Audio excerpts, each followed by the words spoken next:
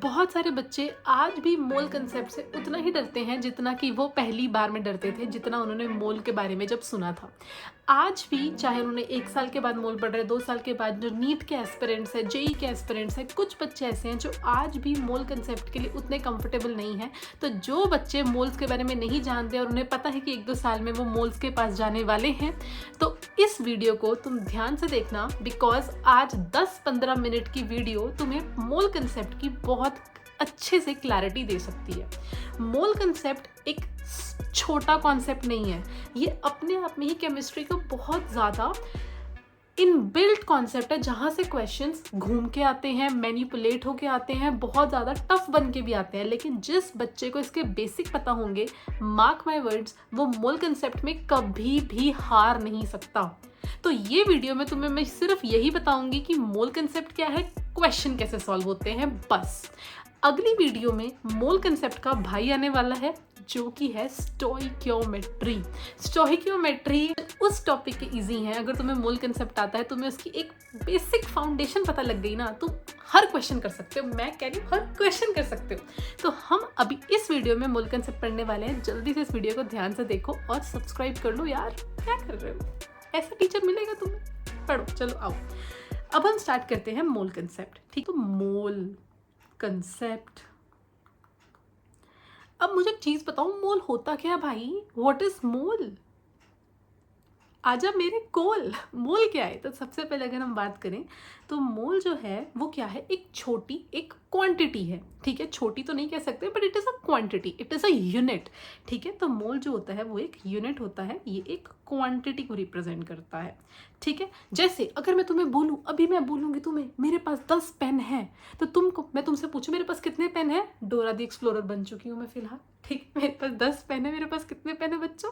तुम बोलोगे मैम आपके पास 10 पेन है। ओ 10 पेन है, ठीक है। ऐसे में मैं बोलूँ मेरे पास ना 1 डजन बनाना है, 1 डजन बनेना है, तो तुम कहोगे कितने बनेना है? मैं कहूँगी 12। मतलब 1 डजन के अंदर नंबर कितना होता है? 12 इनबिल्ट है वो हमारे। मेरे पास 1 पेयर ऑफ शूज है, उसमें कितने शूज होंगे? 2 शूज होंगे, राइट। तो अगर मैं बात करूं मोल की, तो मेरे पास जो एक मोल होता है, इसकी वैल्यू होती है 6.022 इंटू 10 टू द पावर 23। ये होती है एक मोल की वैल्यू। और इस एक वैल्यू के मोल की जो वैल्यू होती है, इसे बोलते हैं हम एवोगैड्रोस कांस्टेंट, या हम इसे एवोगैड्रोस नंबर भी बोल सकते हैं। एवोगैड्रोस कांस्टेंट या Avogadro number, Avogadro constant, Avogadro number, whatever. So यहाँ पे ये हमें मोल के बारे में पता चला। अब मैं तुम्हें बताऊंगी कि मेरे पास एक मोल को हम कैलकुलेट कैसे कर रहे हैं, कि हम मोल्स को कैसे कैलकुलेट करते हैं। हमारे को बोल तो देते हैं कि इतने ग्राम 50 ग्राम हमारे पास ऑक्सीजन है, हमारे पास उसमें मोल्स कितने होंगे। Let us see that.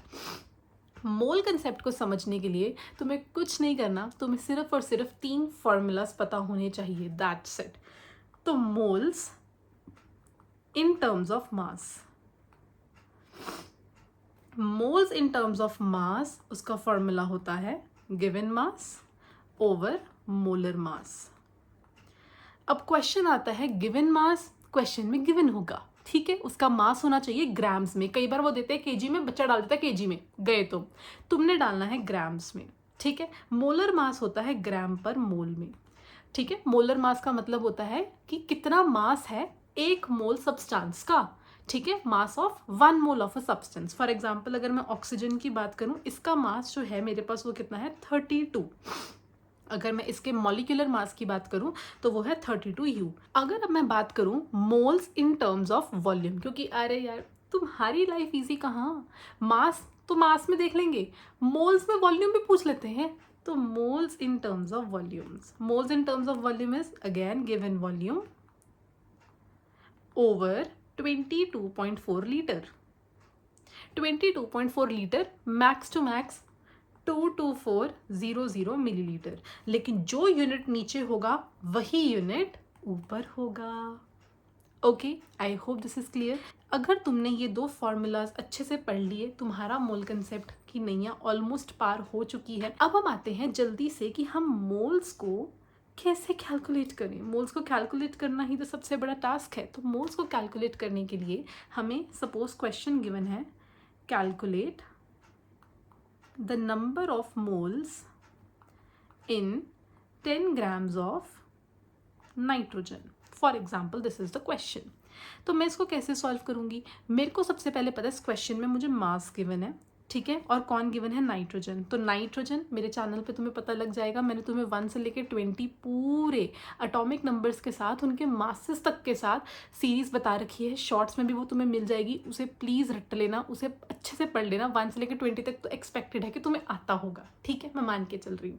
तो नाइट्रोजन मेरे पास होता है 14 ग्राम्स पर मोल, ठीक है. तो नाइट्रोजन 14 ग्राम्स पर मोल है. N2 कितना हो जाएगा? 14 times 2 which is 28 grams per mole. I got the answer. But is this the moles? No. तो मोल्स निकालने के लिए मेरे पास मास कितना गिवन है? 10 ग्राम्स. मोलर मास कितना गिवन है? 28 ग्राम्स पर मोल. जब तुम इसे सॉल्व करोगे, अब कैलकुलेट कर सकते हो जल्दी से, तुम्हारे को मिल जाएंगे number of moles.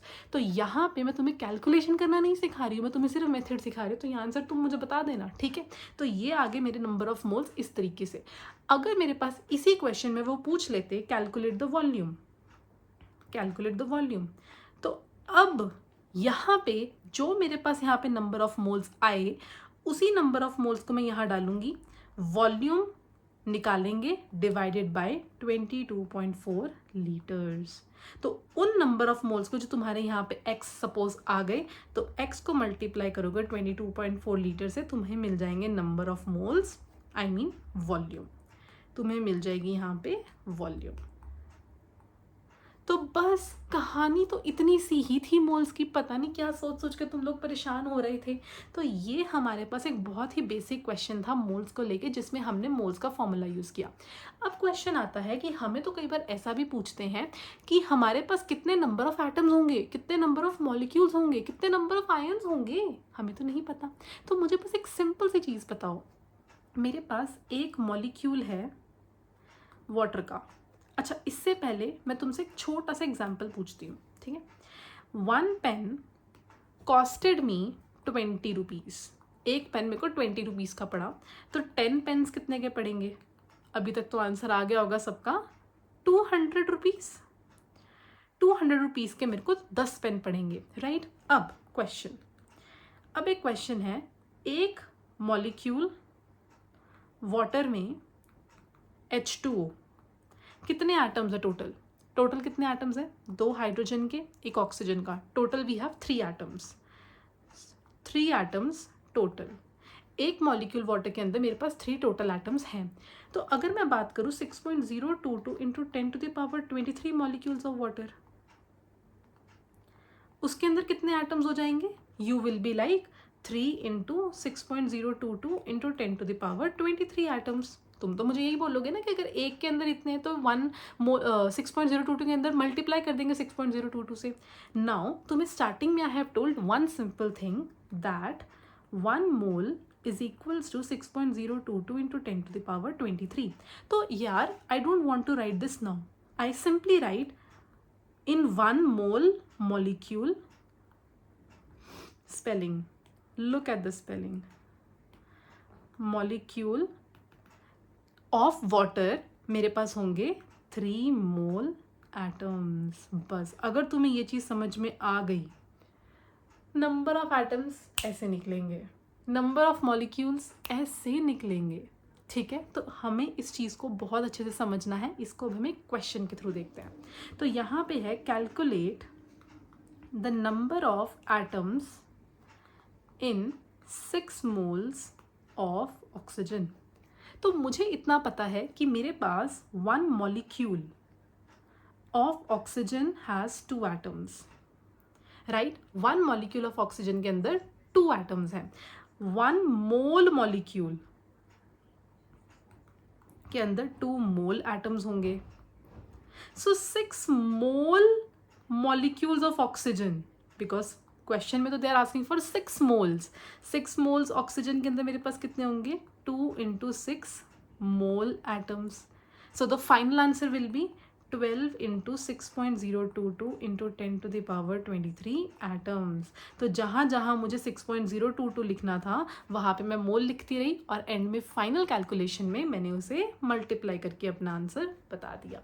I hope this question is clear. तो इतनी सी बात होती है मोल कंसेप्ट में, अगर हमें फॉर्मूला समझ में आ जाए, उस फॉर्मूला को कहाँ लगाना है वो समझ में आ जाए, अगर इस वीडियो से आपकी थोड़ी सी भी हेल्प हुई हो तो मुझे कमेंट सेक्शन में ज़रूर बताना। It will be very much motivating for me. Thank you everyone.